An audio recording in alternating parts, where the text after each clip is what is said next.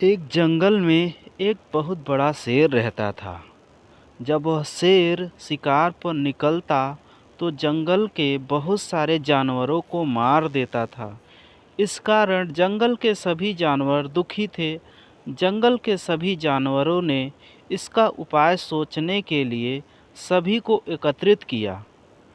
सभी जानवरों ने मिलकर इस समस्या से छुटकारा पाने के लिए एक उपाय सोचा कि उनका दल महाराज के पास जाएगा और उनसे विनती करेगा।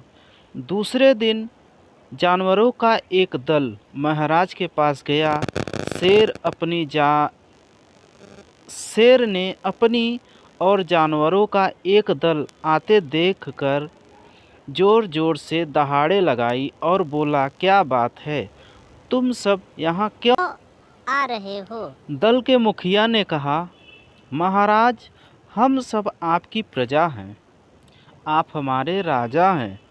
जब आप शिकार पर निकलते हैं तो आप बहुत सारे जानवरों को मार डालते हैं, जिसके कारण हमारी संख्या बहुत कम होती जा रही है।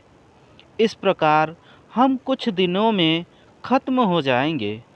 उसके पश्चात इस जंगल में केवल आप ही रह जाएंगे। बिना प्रजा के राजा किस काम का? हम सदैव आपको राजा के रूप में देखना चाहते हैं। अतः हम सब की विनती है कि आप अपनी गुफा में रहा कीजिए। हम आपके भोजन के लिए सदैव एक एक जीव को आपके पास भेजते रहेंगे। शेर ने कुछ देर सोचा और बोला, मुझे तुम सबकी बात मान लेनी चाहिए, पर मेरी एक शर्त है। यदि किसी दिन तुम सब ने मिलकर मेरे भोजन के लिए पर्याप्त जीव को मेरे पास नहीं भेजा तो मैं अपनी मनमर्जी से जितना चाहूँगा उतने जीवों को मारूंगा। जानवरों के पास शेर की शर्त मानने के अलावा कोई मार्ग न था, इसलिए उन्होंने महाराज की शर्त को मान लिया। उस दिन के पश्चात जंगल के सभी जानवरों में से एक एक जानवर को प्रत्येक दिन शेर के पास भोजन के लिए भेजा जाता रहा। एक दिन एक नन्हे खरगोश की बारी आई। वह खरगोश शरीर से तो बहुत छोटा था, किंतु उसके पास बुद्धि बहुत थी। उसने सोचा, वैसे ही आज मरना ही है, क्यों न अपनी जान बचाने के लिए कोई ना कोई उपाय किया जाए।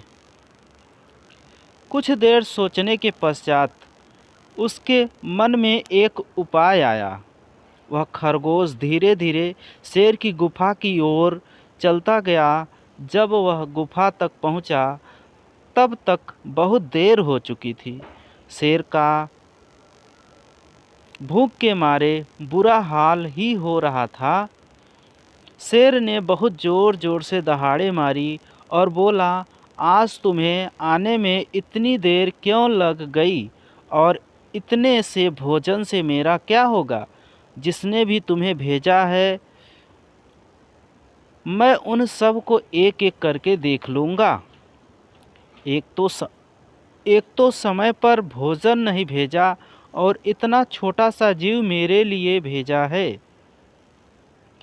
खरगोश ने नम्रतापूर्वक महाराज के आगे झुका और बोला, महाराज, जंगल के सभी जानवरों ने मिलकर आपके लिए 5 खरगोश भेजे थे और हम सब आपके पास समय पर आने वाले थे, किंतु मार्ग में हमें एक अन्य शेर ने रोक लिया और मेरे 4 साथियों को मारकर खा लिया। वह मेरे को भी खाने वाला था, किंतु मैंने उसके सामने अपना जिक्र किया कि हमारे महाराज तुम्हें नहीं छोड़ेंगे, तुमने उनका भोजन खाया है। उस शेर ने हंसकर उत्तर दिया, इस जंगल का राजा तो मैं हूँ, कोई दूसरा शेर राजा नहीं है। उसने मुझे आपको उसके सामने ले जाने के लिए भेजा है। महाराज ने जोर जोर से दहाड़े लगाए उन दलों के कारण पूरा जंगल दहल उठा और बोला, दूसरा शेर, वह कौन है? इस जंगल का राजा तो मैं हूँ। कहाँ है वह दूसरा शेर? मुझे तुम उसके पास ले चलो, मैं उसके टुकड़े टुकड़े कर दूंगा।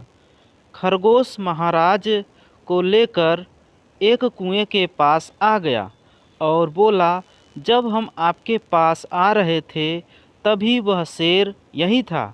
लगता है आपको देखकर वह शेर इस गुफा में छुप गया है। महाराज सावधान रहिए, कुएं में छुपा हुआ शत्रु खतरनाक होता है।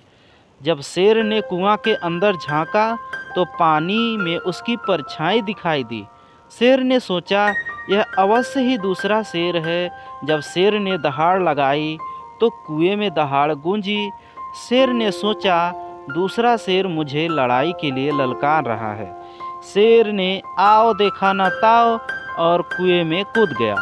शेर कुएं की दीवार से टकराकर पानी में जा गिरा। कुछ देर छटपटाने के पश्चात उसकी मृत्यु हो गई। सारे जंगल में शेर की मृत्यु की बात आग की तरह फैल गई। सभी जानवर मिलकर खरगोश की जय जयकार करने लगे। शिक्षा हमें क्या है यहाँ पे? हमें किसी की परिस्थिति में चतुराई से काम लेना चाहिए।